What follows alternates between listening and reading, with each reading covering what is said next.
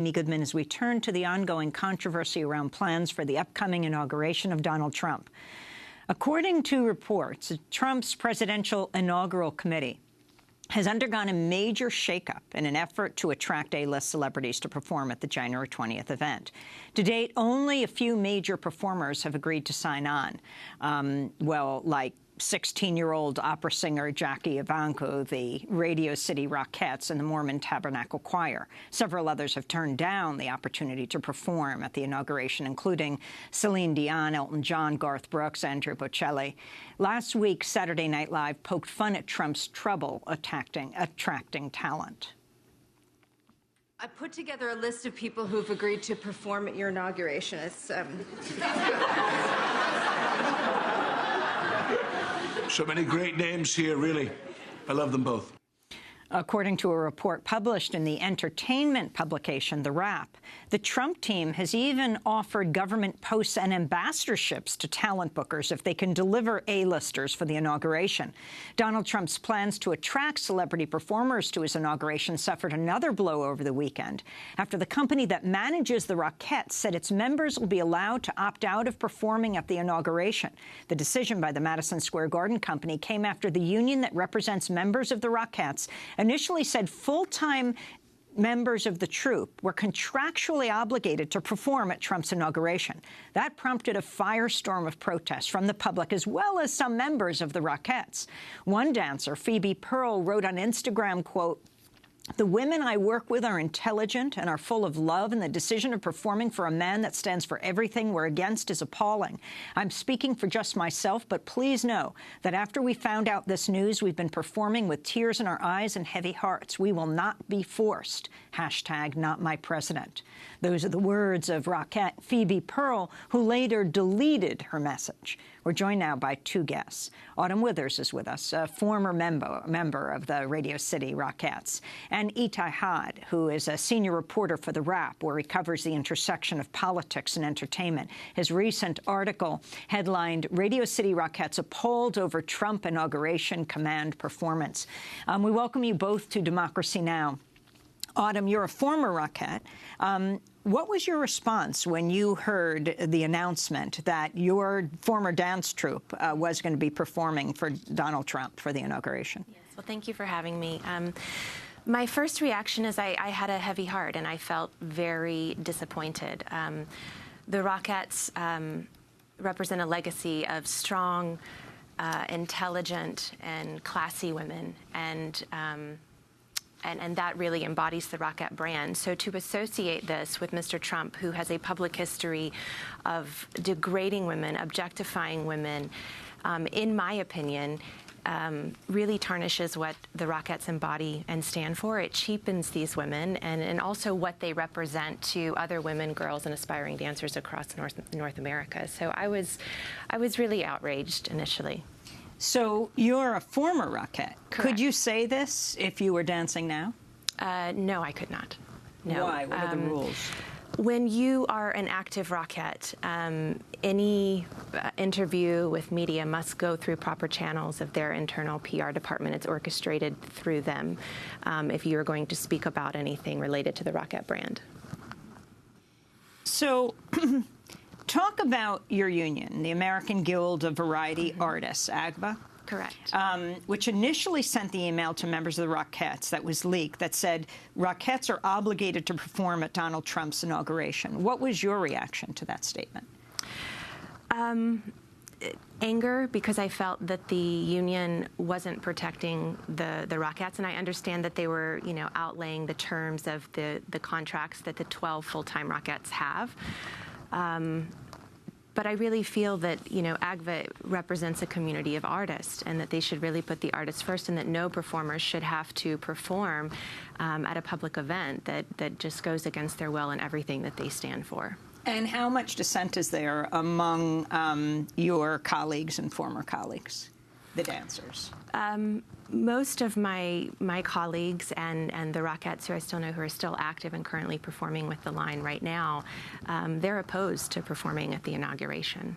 Now, the answer to that is we have plenty of dancers who've signed up voluntarily. Do you believe that? I think that that's a really multi-layered and complex question, and here's why. You know, when you are a Rockette, you're part of a corporation. You're an employee of a corporation. You have less of an artistic voice, let's say, than you might have as being a part of a Broadway show or a member of like a ballet company, let's say. So anything that is asked of you by your employer or by executives who want you on stage in Washington, you will feel an individual pressure to accept that.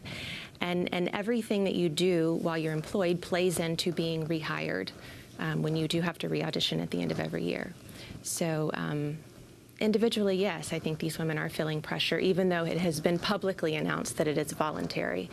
And in regards to that specific statement that Madison Square Garden's released, I think that that might have been more in an interest, like an email of inquiry sent out to the Rockette saying, would you be willing to think about this or be considered pending more details? Is there discussion of Rockettes who do accept and go to Washington doing things like, I don't know, taking a knee like athletes do around the around the national anthem? You know, I honestly, I don't know, and I can't speak to that. I think now that it's been made voluntary, you know, I would just simply withdraw. I think if I was in the line and was forced to do it, it is definitely something that I would consider doing. Yeah.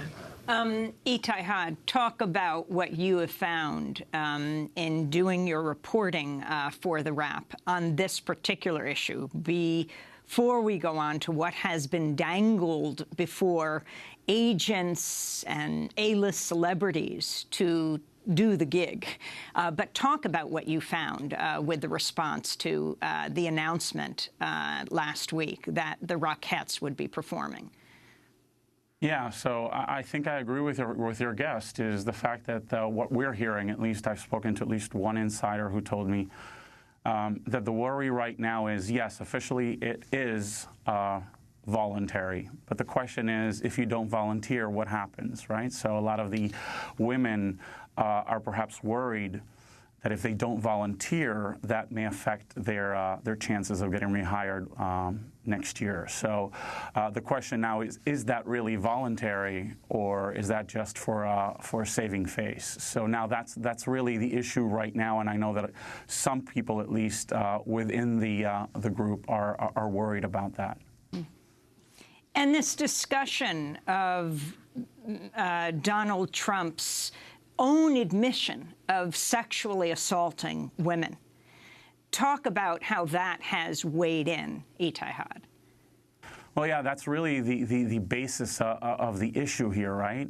You're going to have a lot of women who are essentially dancing in front of a man that has not only been bragging about possibly sexually assaulting women, but has also been accused by several women, about a dozen, who say he did exactly just that. So I can imagine how uncomfortable just the idea of having to perform in front of someone like that when you're obligated to do it and you don't really want to. And, you know, out of the 72 so dancers, right? They have 36 dancers for one troupe, the day troupe, and then there's 36 dancers for the night troupe. There's about 13, I believe, dancers right now who are contractually obligated to perform. So everything else is voluntary. It's sort of like a freelance gig, if you will.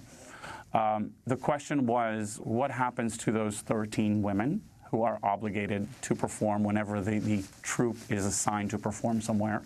And what happens to the rest of the women who may not be obligated but may feel pressured to volunteer because they're worried that they may not be hired next time? So that really was the basis of the issue. The union did not side with the dancers at first, and then later came after a lot of pressure from the reporting done by the Wrap, by several other places, including BroadwayWorld.com and Perez Hilton, who did some incredible work. Because of the pressure that sort of bubbled up to the surface, and the statement from Madison Square Garden came out. So the statement came out and the media sort of dropped the story. Now the question is there still an issue, or is the issue over with? I don't believe it's over with. I think a lot of the women there are still feeling the pressure.